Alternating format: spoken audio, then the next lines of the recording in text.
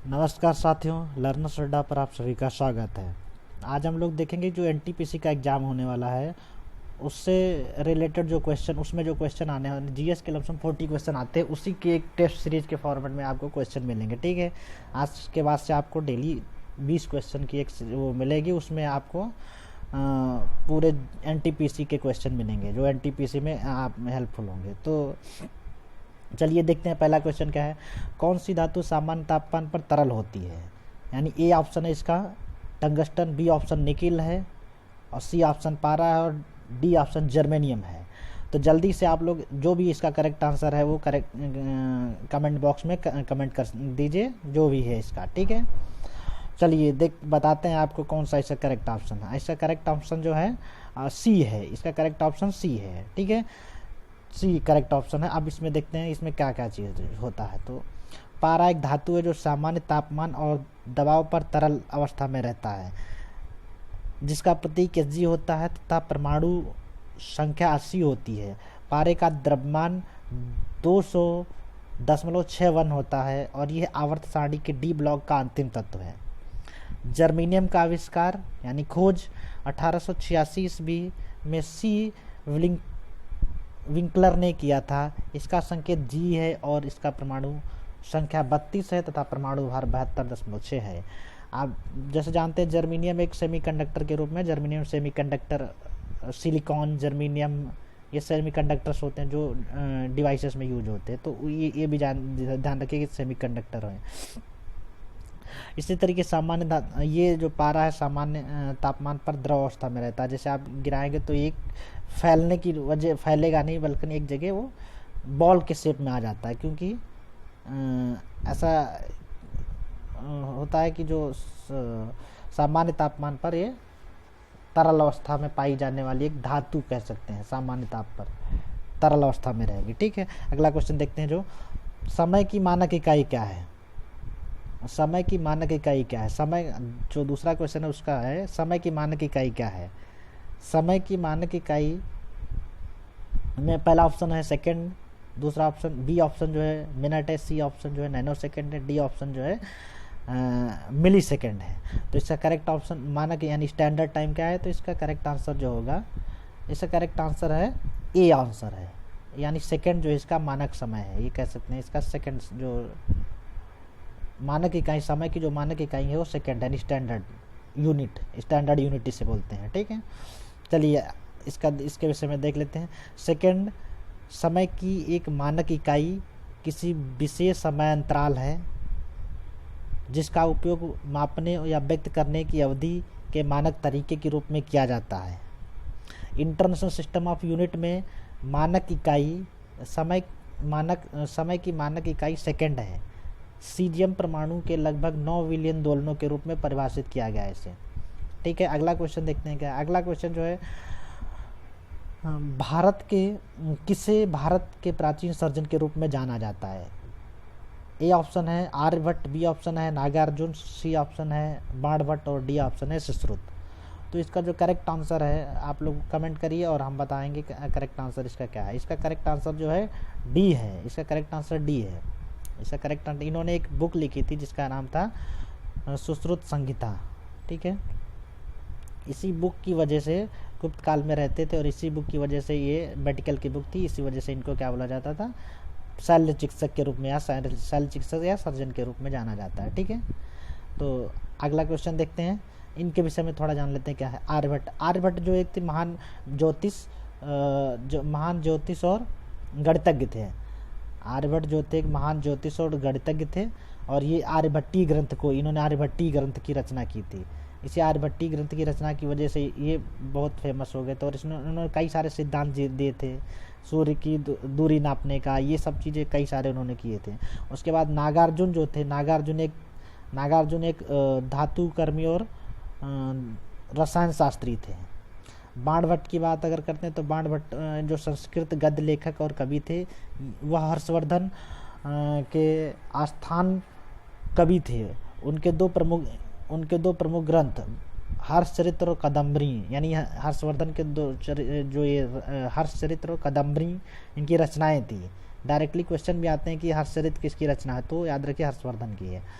हर्षचरित्र राजा हर्षवर्धन का चरित्र था और कादम्बरी दुनिया का पहला उपन्यास माना जाता है। ठीक है।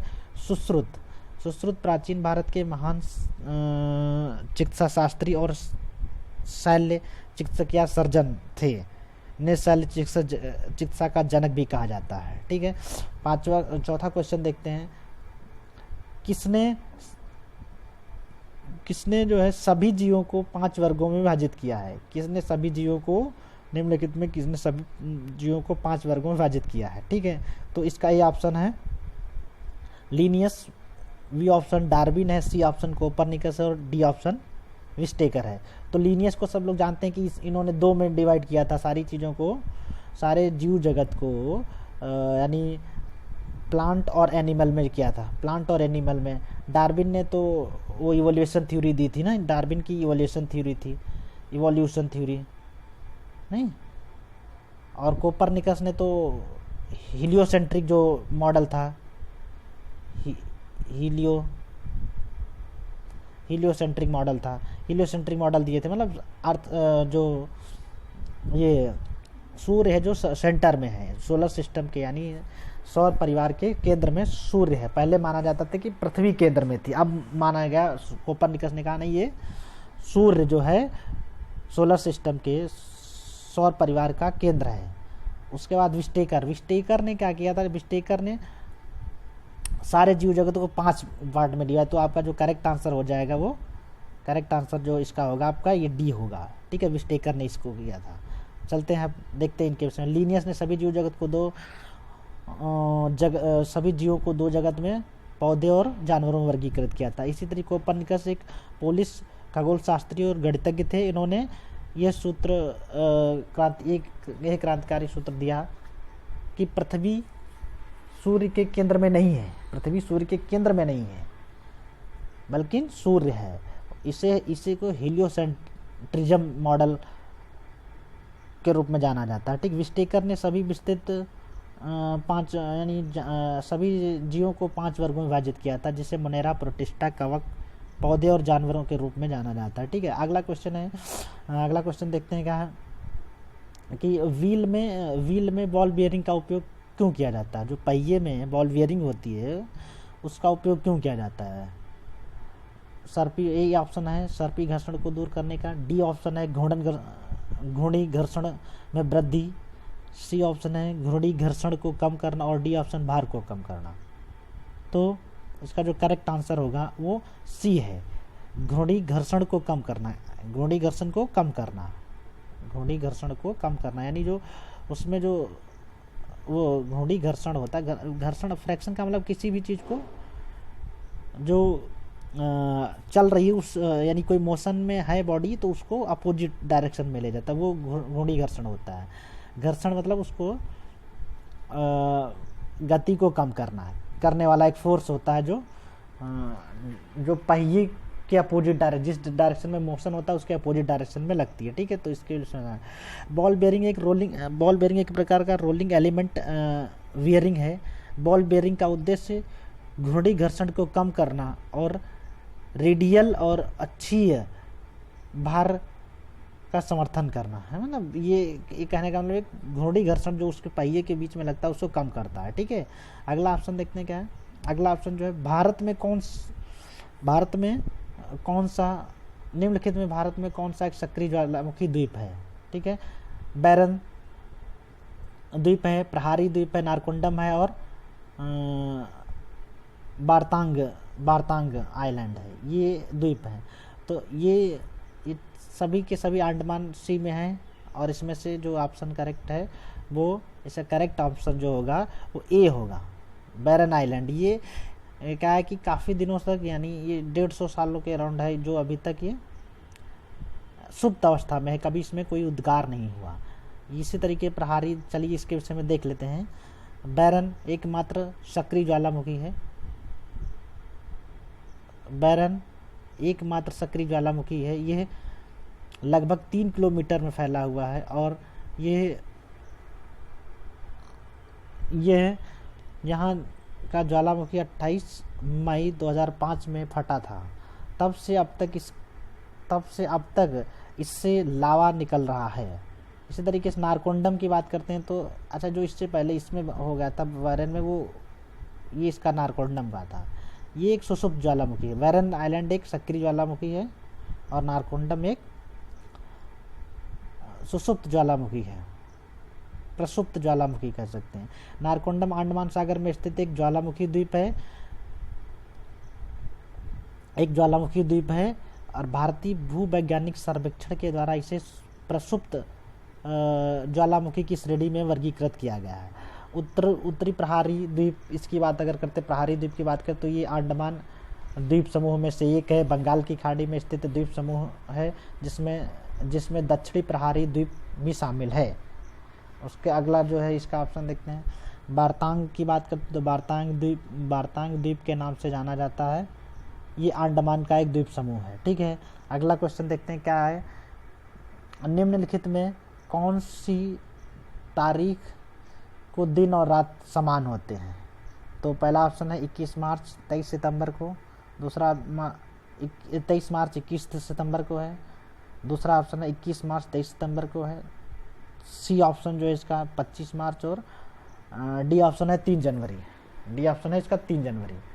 तो इसका जो करेक्ट आंसर होगा वो 21 मार्च और 23 सितंबर को होगा। याद रखिए 21 मार्च 23 सितंबर को दिन और रात बराबर होते हैं। बराबर होने का मतलब कि सूर्य की जो ये एकदम इक्वेटर यानी भूमध्य रेखा पर होता है, जिसमें इधर उधर जैसे मान लो सपोज ये है, ये अगर अर्थ है तो ये है, तो अगर ये नॉर्थ साउथ की बात करें तो यहाँ पर ये इसका इस समय ऐसे एकदम रहेगा, मतलब एग्जैक्टली जो रहेगा, इसमें कोई भी इधर उधर नॉर्थ या साउथ पोल में किसी तरीके से इसमें जो टिल्टिंग नहीं होगी, टिल्टिंग यानी झुकाव नहीं होगा। तो इस दिन एकदम जो सूर्य जो है एकदम इक्वेटर पर होता है, इधर उधर हट के नहीं होता। तो इसका जो करेक्ट आंसर होगा वो 21 मार्च 23 सितंबर को, यानी 21 मार्च 23 मार्च पहले आता है। 21 याद करने के तरीके में देखिए, मार्च कभी कभी कंफ्यूजन होता है, 21 सितंबर है कि 23 मार्च है, तो 21 पहले आता है तो मार्च भी पहले आता है, तो पहले 21 होगा फिर 23 सितंबर होगा। ठीक है, तो ये ध्यान रखिएगा। चलिए अगला क्वेश्चन देखते हैं। अगला क्वेश्चन इसका 21 मार्च और 23 सितंबर को सूर्य की सीधी किरणें भूमध्य रेखा पर पड़ती है, जिससे इस स्थिति में पृथ्वी के ध्रुव सूर्य की ओर झुके नहीं होते हैं। इसलिए पूरी पृथ्वी समान दिन और रात, पूरी पृथ्वी पर समान दिन और रात का अनुभव होता है। इसे विषुव कहते हैं। ठीक है, अगला क्वेश्चन देखते हैं क्या है। निम्नलिखित में से कौन से राज्य में संजय गांधी उद्यान स्थित है? गोवा में, कर्नाटक में, ए ऑप्शन गोवा में, बी ऑप्शन कर्नाटक में, सी ऑप्शन जो है मध्य प्रदेश में, और डी ऑप्शन केरल में है। तो इसका करेक्ट आंसर जो होगा देखते हैं, इसका करेक्ट आंसर जो होगा वो मध्य प्रदेश है, सी ऑप्शन है। इसका करेक्ट आंसर सी ऑप्शन है। ठीक है, चलिए देखते हैं सी ऑप्शन के विषय में थोड़ा देख लेते हैं कि क्या है। ये है संजय गांधी राष्ट्रीय उद्यान भारत के मध्य प्रदेश राज्य में सीधी जिले में स्थित एक राष्ट्रीय उद्यान है। यहाँ पर आप देख सकते हैं बाघ, तेंदुआ, चीतल, सांबर, जंगली सुअर, नीलगाय, चिंकारा, सीवेट, शाही, गोह और पक्षियों में 309 प्रजातियां होने का दावा करता है ये राष्ट्रीय park, Sanjay Gandhi national park. अगला क्वेश्चन देखते हैं कि निम्नलिखित में से किन देशों के मध्य अरल सागर स्थित है? तो चीन, उज्बेकिस्तान, ए ऑप्शन चीन उज्बेकिस्तान के बीच में, बी ऑप्शन है कजाकिस्तान और उज्बेकिस्तान के बीच में, सी ऑप्शन जो है तुर्कमेनिस्तान और ईरान के बीच में, और डी ऑप्शन जो है अजरबैजान और आर्मेनिया के बीच में है। तो इसका करेक्ट आंसर देखिए, अरल सी एक इस समय एशिया, अगर ऐसे बात करते हैं एशिया ये है, तो यहाँ रसिया और यहाँ पे जो इसका करेक्ट आंसर होगा वो, इसका जो करेक्ट आंसर होगा वो बी ऑप्शन है, कजाकिस्तान और उज्बेकिस्तान कजाकिस्तान और उज़्बेकिस्तान के बीच में एक बहुत छोटा सा, या ये कह सकते हैं बहुत ही कम, यानी छोटा सा जो है ये एक सी है कि लेक कह सकते हो, झील टाइप में कह सकते हैं, लेकिन अब इसको अरल सी के रूप में जाना जाता है। तो इसकी बात करते हैं, उत्तर में कजाकिस्तान और दक्षिण में उज़्बेकिस्तान के बीच स्थित एक अरल सी है। सामान्यतः इसे सी ऑफ आइलैंड के रूप में भी जाना जाता है। ठीक है, ये इसका जो करेक्ट आंसर होगा इसका वो बी ऑप्शन करेक्ट आंसर होगा। ठीक है, ये कजाकिस्तान और उज़्बेकिस्तान के बीच में एक सी है जो अब एक तरीके से क्लाइमेट चेंज की वजह से इसमें एक तरीके से पानी वगैरह कम होता जा रहा है, जिसकी वजह से ये काफ़ी न्यूज़ में रहता है, तो इसलिए क्वेश्चन आने के चांस ज़्यादा रहेंगे। अगला क्वेश्चन जो है, डूरंड रेखा निम्नलिखित में किन देशों के बीच अंतर्राष्ट्रीय सीमा बनाती है?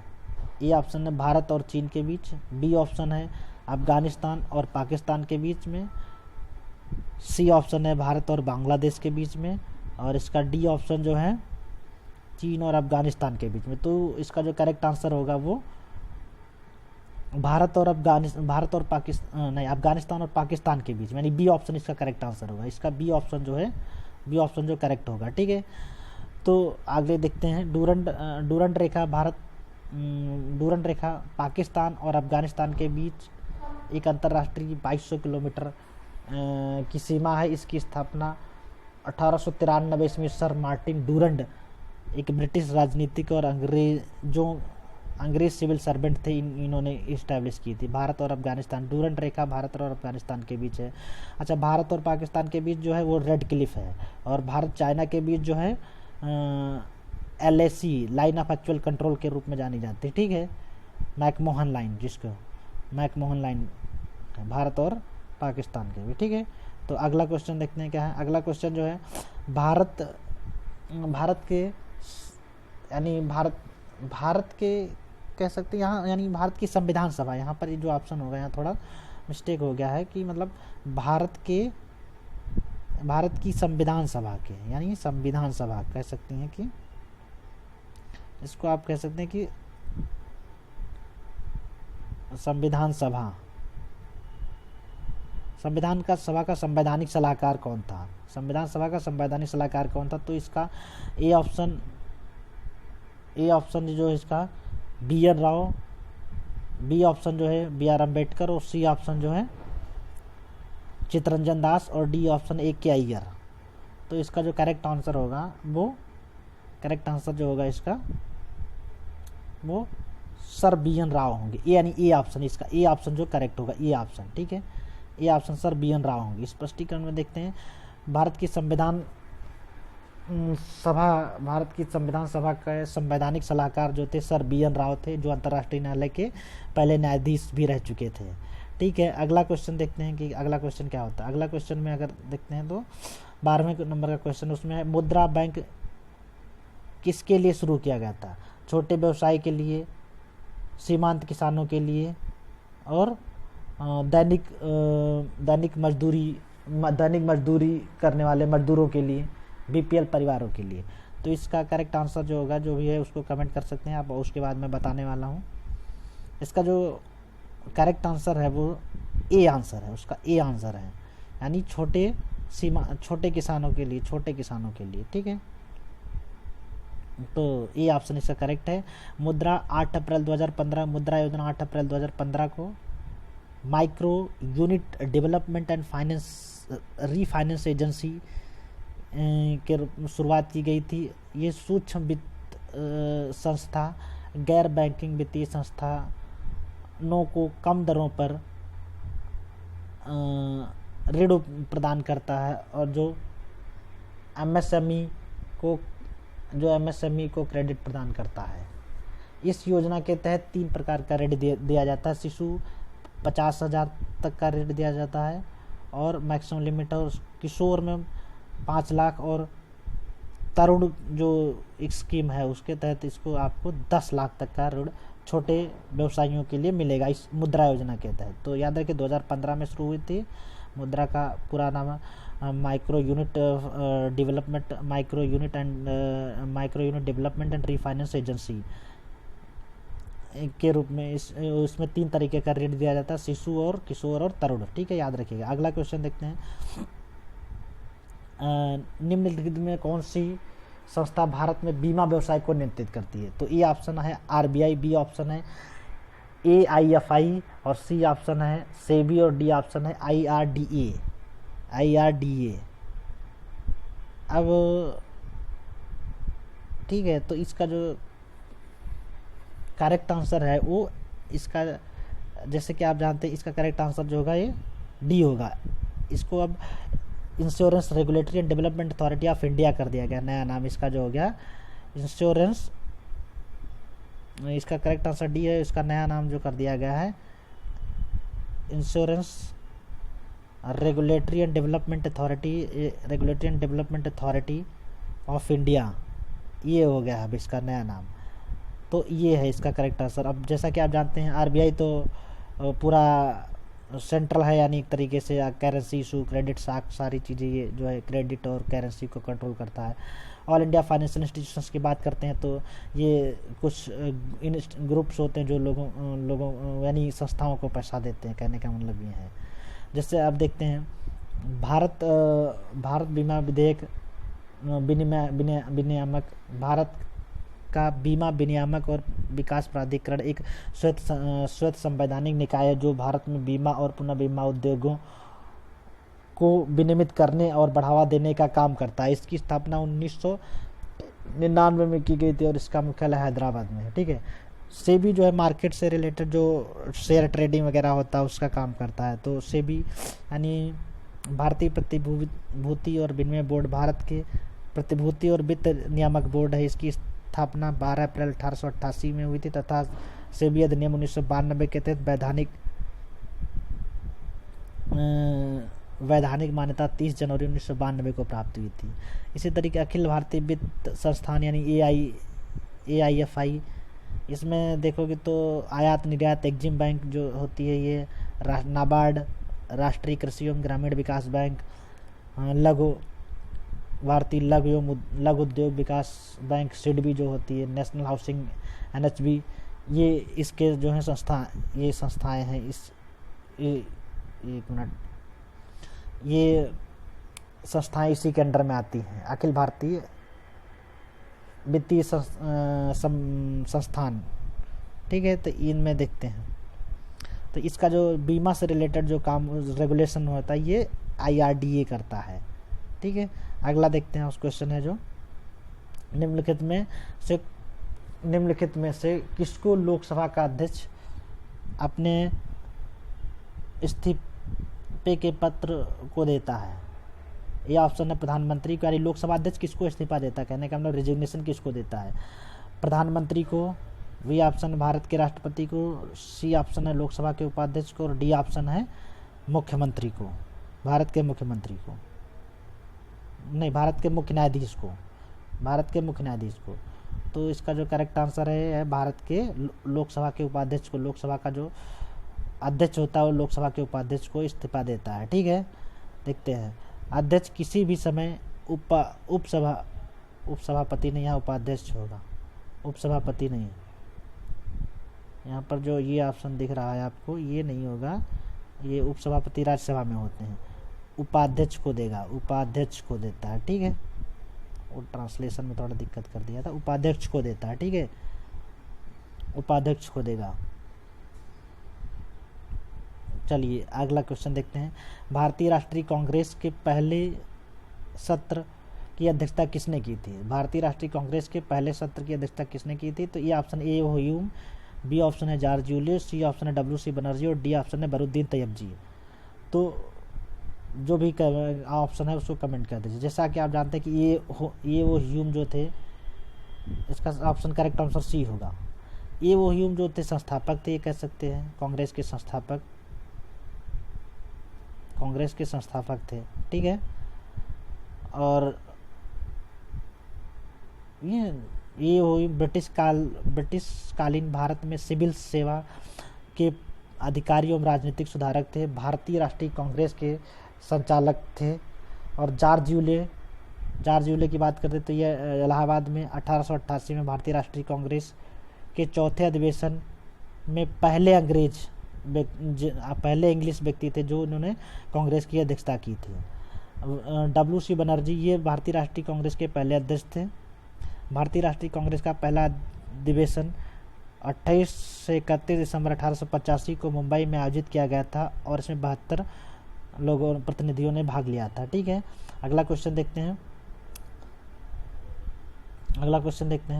निम्नलिखित लेखकों में से किसने अकबर के दीन इलाही को उसकी मूर्खता का स्मारक कहा है, ज्ञान का नहीं? बेसेंट स्मिथ, बीरबल, अमीर खुसरो, नूनिस। तो इसका जो करेक्ट आंसर होगा वो बेसेंट स्मिथ है। देखते हैं क्या है इसका करेक्ट आंसर है ए, यानी बेसेंट स्मिथ। इनका जन्म 8 जून 1848 में डबलिन में हुआ था, जो तब United kingdom of great Britain और आयरलैंड का हिस्सा था। वैज्ञानिक और कला इतिहासकार जिन्होंने कहा कि अकबर का दीन इलाही बुद्धि का नहीं उसकी मूर्खता का स्मारक है। ठीक है, ये क्वेश्चन आता है कई बार देखने को मिलता है। अगला क्वेश्चन देखते हैं। भारत में निम्नलिखित में से कौन सा क्षेत्र पारिस्थितिकी हॉटस्पॉट माना जाता है? ए ऑप्शन है हिमालयी, बी ऑप्शन है अरावली, सी ऑप्शन है पश्चिमी घाट और डी ऑप्शन है पूर्वी घाट। तो देखते हैं इसका करेक्ट आंसर क्या होगा। इसका करेक्ट आंसर जो होगा सी होगा। भारत में दुनिया के कुछ सबसे अधिक जैव विविधता वाले क्षेत्र हैं। ये 4 जैव विविधता वाले हॉटस्पॉट हैं। इसमें हिमालय, पश्चिमी घाट, इंडो बर्मा क्षेत्र और सुंडालैंड यानी निकोबार द्वीप शामिल हैं। इन हॉटस्पॉट में कई स्थानिक प्रजातियां हैं। ठीक है, हॉटस्पॉट जो 4 जगह हैं, हिमालय, पश्चिमी घाट, इंडो बर्मा रीजन और सुंडालैंड, ये 4 हॉटस्पॉट हैं भारत की, कह सकते हैं। यहाँ बहुत ज़्यादा जैव विविधता पाई जाती है। बहुत टाइप्स के जैव विविधता का मतलब बहुत सारे टाइप्स के यहाँ एनिमल्स और प्लांट मिलेंगे, जानवर और जीव मिलेंगे। ठीक है, अगला क्वेश्चन देखते हैं। जो निम्नलिखित में से सबसे हल्की धातु कौन सी है? पारा, ए ऑप्शन, बी ऑप्शन चांदी, सी ऑप्शन लिथियम और डी ऑप्शन सीसा है। तो इसका जो करेक्ट आंसर देखते हैं, करेक्ट आंसर क्या होगा। इसका करेक्ट आंसर जो होगा लिथियम, यानी सी ऑप्शन इसका करेक्ट है। लिथियम एक नरम चांदी की सफ़ेद क्षार धातु है।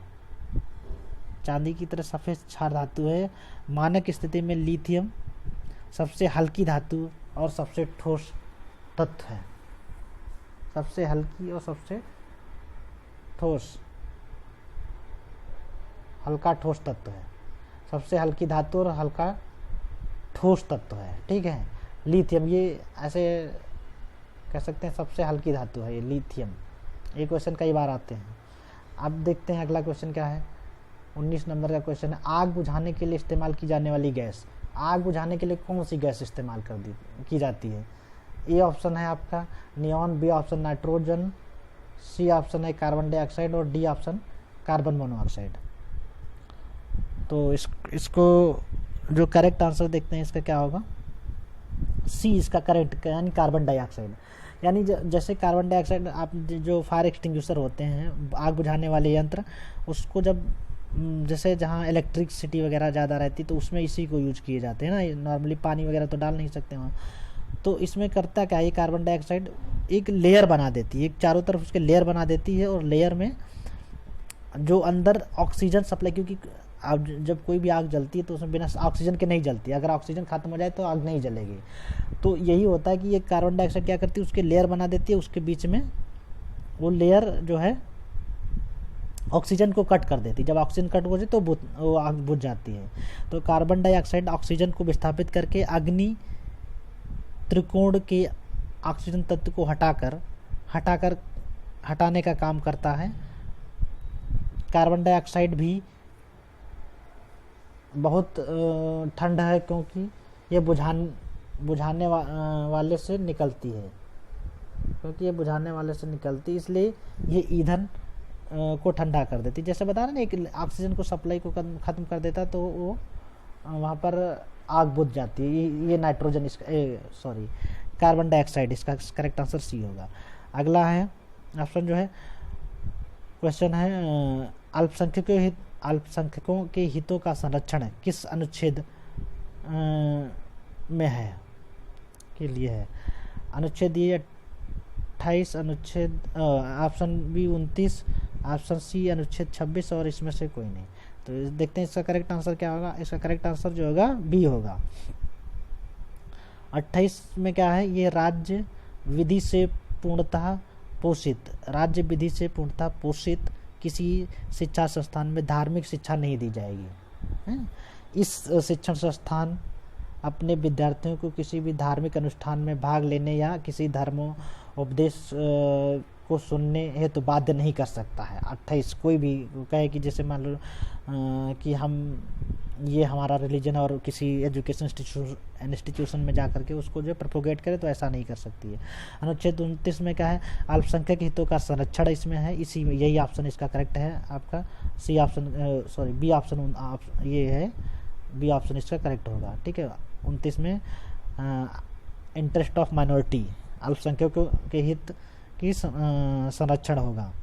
इसमें 3 चीज़ें हैं, याद रखिए। कई बार डायरेक्टली क्वेश्चन पूछता, 3 चीज़ें जो होती हैं जिसका संरक्षण किया जाता है, भाषा यानी लैंग्वेज, स्क्रिप्ट और इस कल्चर। लैंग्वेज, स्क्रिप्ट और कल्चर, इन तीनों का संरक्षण इसमें रहेगा। इन लोगों का माइनॉरिटीज़ का इसमें संरक्षण होगा, तीनों चीज़ों का।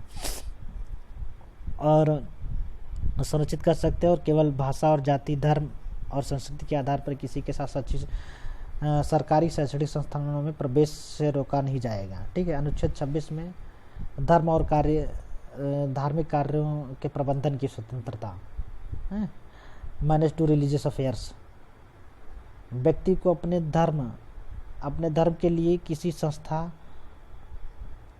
की स्थापना और पोषण करने, अपने धर्म के विषय कार्यों का प्रबंधन करने और जंगम यस्थावर संपत्ति के अर्जन और स्वामित्व के या संपत्ति का विधि के अनुसार प्रशासन करने का अधिकार होगा। ठीक है, ये 3 तो इतना आप लोगों ने देखा। और इन 20 क्वेश्चंस अगले आने वाले में इसका 2nd पार्ट आएगा। और अगर इसको क्वेश्चंस आप पसंद आ रहे हों, अगर अच्छे लग रहे हो, तो लाइक कर दीजिएगा और कमेंट करके शेयर कर दोस्तों को शेयर कर दीजिए, जिससे इससे जो भी एनटीपीसी के एग्ज़ाम देने वाले हैं उनको इससे बेनिफिट हो सके। ठीक है, धन्यवाद बहुत बहुत वीडियो देखने के लिए। हेलो फ्रेंड्स, नमस्कार। मैं लक्ष्मी तिवारी और स्वागत है आप सभी का आपके अपने यूट्यूब चैनल लर्नर्स अड्डा में। तो आज से आपको मॉक टेस्ट मिलेगा, जैसा कि आपको अनूप सर ने बताया। एनटीपीसी के लिए हम लोग मॉक टेस्ट के कुछ क्वेश्चंस आपको प्रोवाइड करेंगे, जिसमें होंगे 20 क्वेश्चंस विद सॉल्यूशन। तो आप लोग ये वाली वीडियो सीरीज देखना मत भूलिएगा। डेली आपको मॉक टेस्ट की सीरीज मिलती रहेगी। Thank you so much for watching this video and supporting me with a lot of love. Keep supporting.